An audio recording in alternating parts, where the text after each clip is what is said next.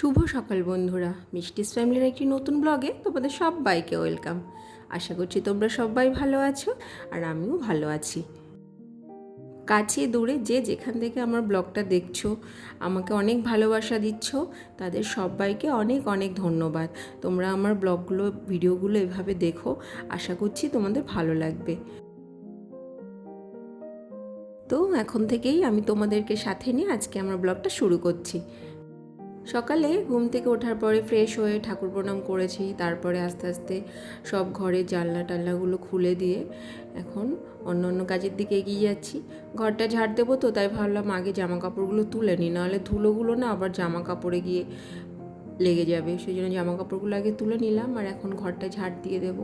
ছেলে এখনও ঘুমোচ্ছে, স্কুল ছুটি, সেই জন্য তাড়াতাড়ি তুলছে না, কিন্তু চিন্তা লাগছে কদিন পরে তো স্কুল খুলবে, তখন আবার উঠতে চাইবে। তো যাই হোক, অভ্যাসে মানুষ সব কিছুই পারে। ঘরগুলো ঝাড় দেওয়া হয়ে গেছে, এখন আমার বারান্দার দিকটা ঝাড় দিয়ে নেব। আর এই বারান্দায় ঝাড় দেওয়ার সময় না গ্রিল টিলগুলো বা সাইডে যেসব জায়গায় ধুলো জমে ঝুল পড়ে যায়, সেই সব জায়গায় না ঝাড় দেওয়ার সময় এগুলো ওই জন্য একটু ভালো করে ঝেড়ে দিই, তাহলে এক কাজে দু কাজ হয়ে যায়। তা ওগুলো হয়ে গেল, এখন একটু চা খাবো আর একটু দুটো বিস্কুট নিয়ে নিলাম সাথে।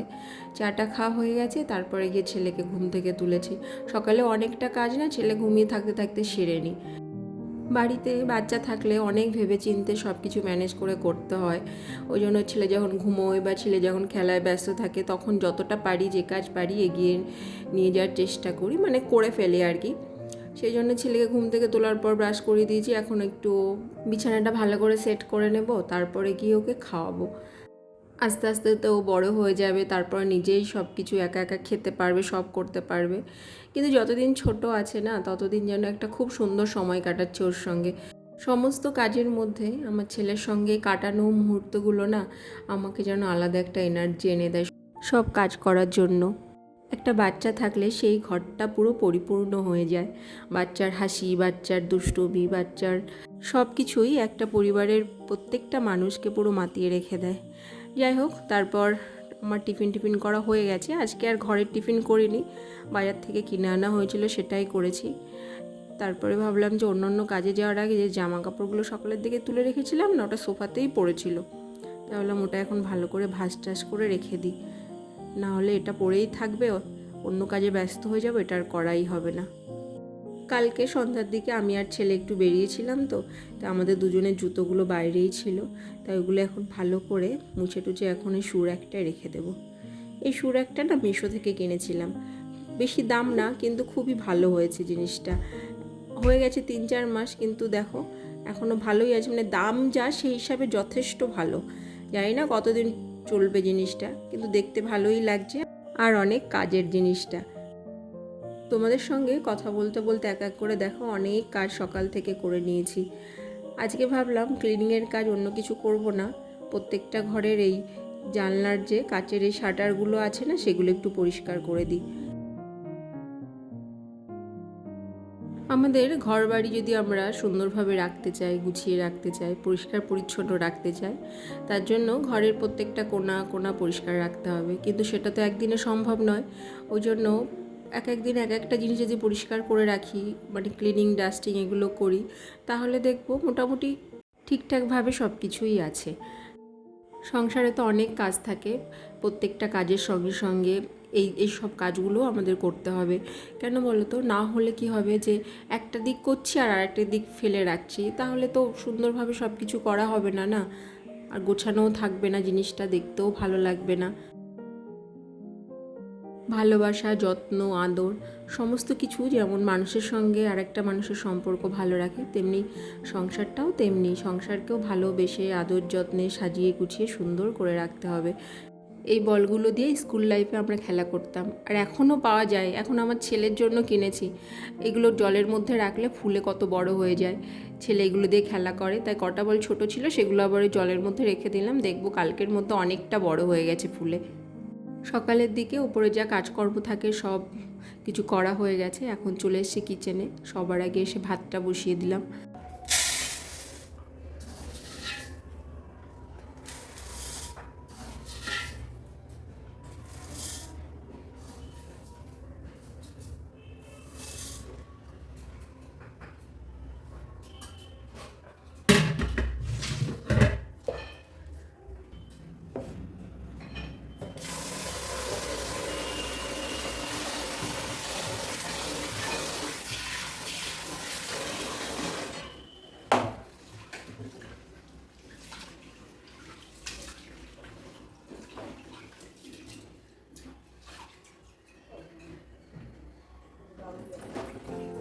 এবার 2-3 বার ভালো করে কষলে কষলে চালটা ধুয়ে নেব। তারপরে জলটাও এদিকে একটু গরম হয়ে গেছে, হাঁড়ির জলটা বসিয়েছিলাম অনেকক্ষণ আগে, তো একটু গরম হলে তারপরে চালগুলো ছাড়বো, তাহলে দেখবো ভাতটা একটু তাড়াতাড়ি হয়ে যায়। এই সমস্ত টেকনিক কিছুই জানতাম না, বিয়ের পর এসে শাশুড়ি মার কাছ থেকে একে একে সব শিখে নিয়েছি। সকালে যে চায়ের বাসনগুলো ছিল, যে টিফিন করেছিলাম যে বাসনগুলো, ভাতটা বসিয়ে দেওয়ার পর এগুলো এখন ভালো করে ক্লিন করে নেব, ধুয়ে টুয়ে রেখে তারপরে দেখি আজকে বাবা কি বাজার করে এনেছে, তারপরে সেগুলোই আজকে রান্না হবে। সংসারে কাজের আর শেষ নেই, আর প্রত্যেকটা কাজ সুন্দর করে গুছিয়ে করতে পারলে আমাদের টাইমটা অনেকটাই বাঁচে আর সমস্ত কিছু ঠিকঠাকভাবে ম্যানেজ করা যায়। আজকে দেখলাম বাবা চিকেন এনেছিল, তো চিকেনটা এখন ভালো করে পরিষ্কার করে নেব। আর শুধু চিকেন না, আজকে বাবা কাঁকড়াও এনেছিল, তাই আজকে রান্নার চাপটা একটু বেশিই হবে। ভাতটা তো বসিয়ে দিয়েছি, ওদিকে ওটা হচ্ছে, আর এখন ওই চিকেন আর কাঁকড়াটা দেখো, কাঁকড়াটা আমার শাশুড়ি মা কেটেছে আর চিকেনটা আমি রেডি করে নিয়েছি সব কিছু ধুয়ে টুয়ে। আর এই যে দুটোর জন্য চিকেন আর কাঁকড়া রান্না করতে যা মশলা লাগবে সেটাও করে নিয়েছি। এখন চিকেনটাকে বসিয়ে দেবো।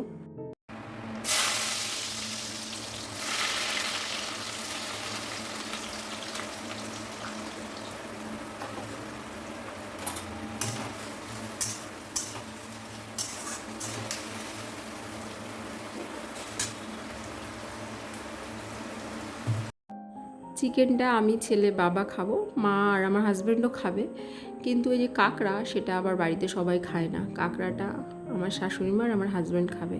ওইগুলো দিয়ে দিই, হ্যাঁ দিয়ে দিয়ে হবে, জানো তো এটার সঙ্গে ভাজা হবে। হ্যাঁ দাঁড়াও, একটু একটু নেড়ে দিই, একটু নেড়েই কাঁকড়াটা দিয়ে দিতে হবে, আর দিয়ে দিতে হবে। ওটা ওইখানে যাও, ওখানে দিয়ে বসো। আমি মোটামুটি সব রান্নাই করতে পারি, কিন্তু যেহেতু বলে না যে যেটা খেতে পছন্দ করে না তার প্রতি তার কোনো আগ্রহ থাকে না, আমারও ঠিক তেমনি। আমি কাঁকড়া একদম খাই না বলে কাঁকড়া রান্না করতেও জানি না, কোনো দিন করিও নি। কিন্তু আজকে মা বললো তুমি মাংসটা করছো, তা পাশে যে ওভেনটা খালি আছে ওটায় কাঁকড়াটা বসিয়ে দাও। তো আমার শাশুড়ি মা আমাকে সেটা বলে বলে দিচ্ছিলেন যে কীভাবে কাঁকড়াটা করতে হবে, কী হবে। আর সত্যি ওনার কথা শুনে, মানে ওনার রেসিপিটা নিয়ে রান্না করেছি। রান্না করার পরে আমি একটু টেস্ট করে নিয়েছিলাম, খেতে ভালোই হয়েছে। পছন্দ নয় বলে খুব বেশি খাইনি।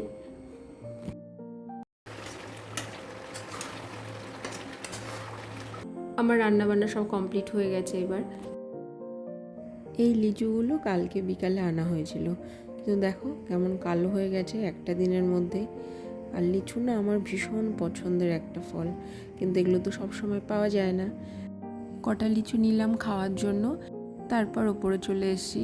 কিছুক্ষণ বসেছিলাম 10 মিনিট মতো, কেননা রান্নাঘরে তো প্রচণ্ড ঘেমে গেছিলাম। এত গরম, সেটা তো সবাই জানো তোমরা, গরমে সবারই ভীষণ কষ্ট হচ্ছে। ওই জন্য রান্নাঘর থেকে এসে কিছুক্ষণ রেস্ট না নিলে না ভালো লাগে না।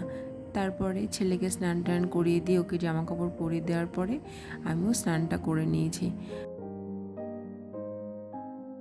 আজকে জামা কাপড় কাচার মতো সেরকম কিছুই ছিল না, আর রান্নার চাপটা তো বেশি ছিল যে ইচ্ছা করছিল না যে কাছাকাছি কিছু করি। তারপরে চলে এসে এখন ঠাকুর ঘরে, এবার ভালো করে পুজোটা দিয়ে দেব, আর তারপরে চলে যাব ছেলেকে খাওয়াতে। ছেলেকে খাওয়ানোর পর এখন আমি আমার হাজব্যান্ড খেতে বসেছি। হাজব্যান্ডকে কাঁকড়া দিয়ে দিয়েছি, ওর ভীষণ পছন্দের। আর এই যে কুমড়ো শাকটা আমার শাশুড়ি মা সকালে রান্না করেছিল, আমি সেটা দিয়ে খেলাম আর চিকেন দিয়ে খেলাম, আমি আর কাঁকড়া খাইনি।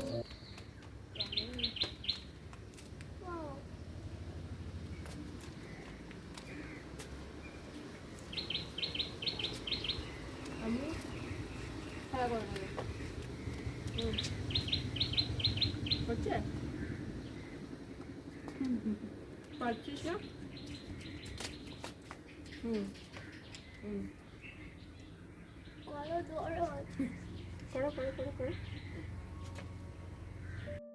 তোমাদের সঙ্গে দেখা হচ্ছে আবার বিকেলবেলা। ছেলে খাওয়ার পর একটু ঘুমিয়ে পড়েছিল, আমিও একটু রেস্ট করেছি। এখন বাজে বিকেল 5:30, ছাদে চলে এসেছি। ছেলের তো কিছুদিন আগে বার্থডে ছিল, এই বেবি স্কুটিটাও বার্থডেতে গিফট পেয়েছে। তা ও তো এটা চালাতে পারে না, তাই আমি ওকে একটু ধরে ধরে শিখিয়ে দিচ্ছিলাম। প্রথম প্রথম তো একটু ভয় পাচ্ছে, আস্তে আস্তে হয়তো শিখে যাবে। একটা পা উপরে, দুটো, একটা পা আগে একটা পা পেছনে যাচ্ছে। দুটো পা দিয়ে পড়ে যাব। আচ্ছা আমি ধরছি তো, একটা পা দিয়ে তুই দে পড়বো। দে। তোকে আমি ধরবো তো। না না নে, নে, নাও, নাও। না ধরো না। আচ্ছা তুমি একা করবো, করো। করো। হবে না, হবে না। একটা তুলে দাও, আমি তোমাকে সুরসুর করে দিয়ে চলে যাবো। এটা করে তাই দিয়ে পারবে। না এখানে ঘুরে যাবে তো। আজকের মতো ভিডিওটা এখানেই শেষ করছি। তোমাদের সঙ্গে দেখা হবে নেক্সট ব্লগে। সবাইকে টাটা।